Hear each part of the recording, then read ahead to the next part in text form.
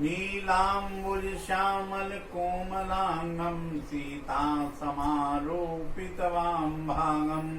पाणो महासाय कुचारु चापम नमामि रामम रघुवंशनाथम। जय सिया राम। महाराज चक्रवर्ती सम्राट पुत्रेष्ठी यज्ञ और भगवान का जन्म।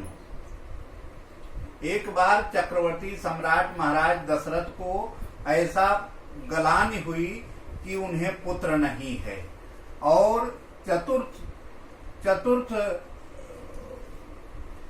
स्वरूप में आ गए, बुढ़ापा आ गया और बुढ़ापे में महाराज चक्रवर्ती सम्राट को पुत्र नहीं है, तो उनको वहां से अपने गुरु वशिष्ठ जी के आश्रम पर गए और वहां पर गुरु वशिष्ठ से कहा कि हे महाराज, मुझे पुत्र नहीं है, मेरे वंश को देखने वाला कोई नहीं है, आगे कौन मेरे वंश को चलाएगा। इसलिए वो कहने लगे, गलानी करने लगे। तब महाराज वशिष्ठ ने कहा, महाराज दुखी मत होइए, कोई चिंता करने की बात नहीं है, आपको 4 पुत्र होंगे, एक नहीं 4 पुत्र होंगे, लेकिन उसके लिए आपको पुत्र कामेष्टि यज्ञ करना पड़ेगा। उस यज्ञ को श्रृंगी ऋषि कराएंगे और आपको श्रृंगी ऋषि के घर जाना पड़ेगा। महाराज तुरंत तैयार हो गए, लेकिन उन्हें वशिष्ठ जी ने कहा कि आप महाराज नंगे पांव जाइए और वशिष्ठ जी को बुला लाइए। और उनको बुला लाए महाराज दशरथ और पुत्र कामेष्टि यज्ञ कराया।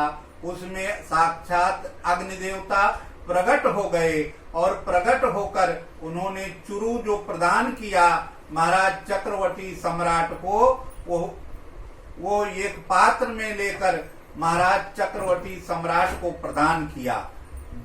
प्रदान करके अग्निदेव चले गए और उसके पश्चात महाराज चक्रवर्ती सम्राट अपने रानियों के पास आए और उन्हें चुरू प्रदान करना शुरू किया। कौशल्या जी को दिया, कैकेयी जी के हाथ में ज्यों प्रदान किया त्यों ही उनके हाथ की चुरू जो है चील झपट्टा मार के लेकर चली गई और इतनी तेज जा रही थी क्योंकि चील बहुत ऊपर उड़ती हैं।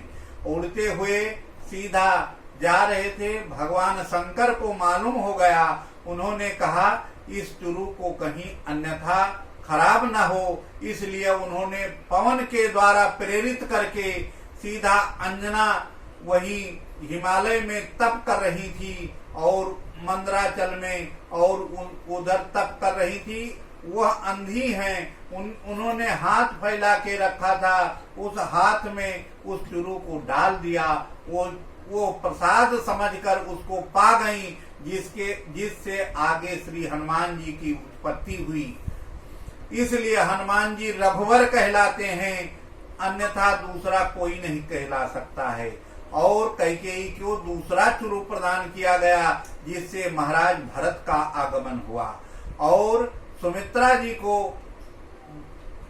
कैकेयी के हाथ में रखकर और कौशल्या जी के हाथ में रखकर 2 अंश बांट के दिया गया, इसलिए उनको 2 पुत्र हुए, जिससे लक्ष्मण महाराज लक्ष्मण जी और महाराज शत्रुघ्न जी का आगमन हुआ।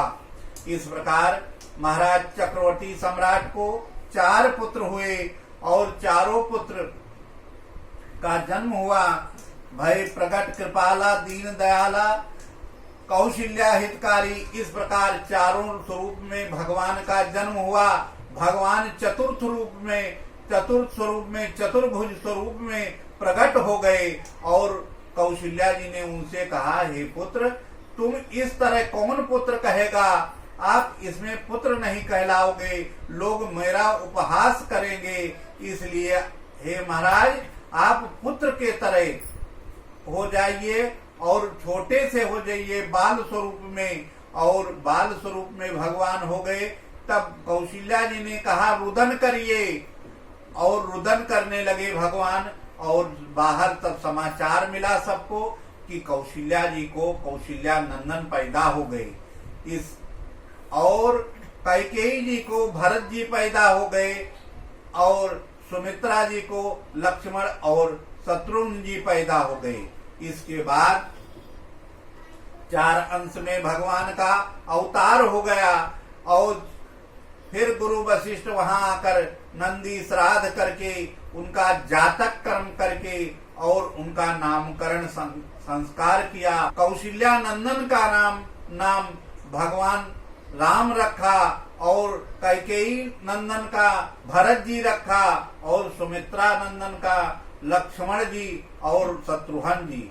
इस प्रकार उनको 4 पुत्र हो गए और चारों बड़े सुंदर के धीरे धीरे बड़े होने लगे और उनका मुंडन संस्कार, उनका यज्ञोपवीत संस्कार हुआ।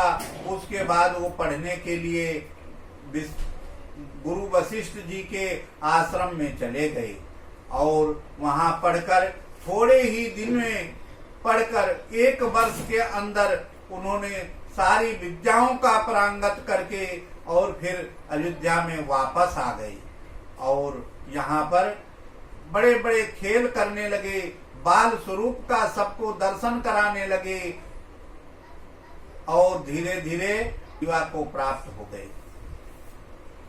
ओम शांति, ओम शांति, ओम शांति।